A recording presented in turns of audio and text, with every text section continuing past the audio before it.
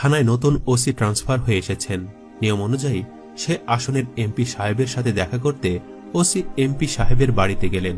OC যখন MP সাহেবের বাড়ির উঠানে পৌঁছলেন তখন দেখলেন এক মধ্যবয়সী দাড়িওয়ালা লোক একটি গাভীকে ঘাস খাওয়াচ্ছেন। তখন ওসি সাহেব ওই লোকটিকে জিজ্ঞেস করলেন, এমপি সাহেব বাড়িতে আছেন কিনা? তখন ওই মধ্যবয়সী দাড়িওয়ালা লোকটি ওসি সাহেবের কাছে এসে বললেন, তিনি এই আসনের এমপি। ওসি সাহেব তো রীতিমতো হতবাক। যেখানে ওসির ধারণা ছিল এমপি সাহেব আলিশান বাড়ির খাস কামরায় দলীয় নেতা কর্মী নিয়ে বসে ব্যস্ত সময় পার করবেন, মার্সিডিজ প্রাডো দামি ব্র্যান্ডের গাড়ি নিয়ে সরকারি টাকায় ঘুরে বেড়াবেন, সেখানে এই এমপির সাধারণ জীবনযাপন সত্যি ওসিকে চমকিয়ে দিয়েছিল। জানেন তিনি কে, কোন আসনের এমপি? তিনি সাতক্ষীরা আশাশুনি আসনের 2 বারে নির্বাচিত এমপি মাওলানা রিয়াসত আলী। দেশ যখন অসৎ, চরিত্রহীন, দুর্নীতিবাজ রাজনৈতিক নেতায় ভরে গেছে, সেখানে রিয়াসত আলী সততা, সরলতা, নিষ্ঠা ও চরিত্রের মাধুর্যের আলো ছড়িয়ে দিয়েছেন চুপিসারে সবার অগোচরে। এমপি রিয়াসত আলীর মতো মানুষকে স্মরণ করা, সততার সাথে করে যাওয়া তার কাজ সম্পর্কে তরুণ প্রজন্মকে জানানো আমাদের সকলের নৈতিক দায়িত্ব।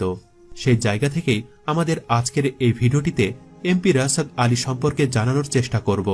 মাওলানা এম রিয়াসত আলী 1937 সালে 28 ডিসেম্বর আশাশুনি উপজেলার প্রতাপনগর ইউনিয়নের কুড়িকাউনিয়া গ্রামের এক সম্ভ্রান্ত মুসলিম পরিবারে জন্মগ্রহণ করেন। মাওলানা এম এ রিয়াসত আলী বিশ্বাস 1946 সালে শ্যামনগর উপজেলার পাতাখালী মাদ্রাসা থেকে 8ম শ্রেণী ও 1948 সালে একই মাদ্রাসা থেকে দাখিল পাশ করেন। 1948 সালে বাগেরহাট জেলার সোনা তুনিয়া ফাজিল মাদ্রাসা থেকে আলিম ও ফাজিল পাশ করেন। তিনি 1954 সালে বরিশাল সরসিনা কামিল মাদ্রাসা থেকে হাদিসের উপর কামিল ডিগ্রি অর্জন করেন। রিয়াসত আলী 1958 ও 1963 সালে প্রতাপনগর ইউনিয়ন পরিষদের সদস্য এবং 1977 থেকে 1983 সাল পর্যন্ত ইউপি চেয়ারম্যান ছিলেন। ইউপি চেয়ারম্যানের দায়িত্ব পালনকালে তিনি রাষ্ট্রীয় স্বর্ণপদক লাভ করেন। তিনি 1991 সালে বাংলাদেশ জামায়াতে ইসলামীর মনোনয়নে সাতক্ষীরা 3 আসন থেকে জাতীয় সংসদ সদস্য ও 2001 সালে 4 দলীয় জোটের প্রার্থী হিসাবে একই আসন থেকে তিনি সংসদ সদস্য নির্বাচিত হন।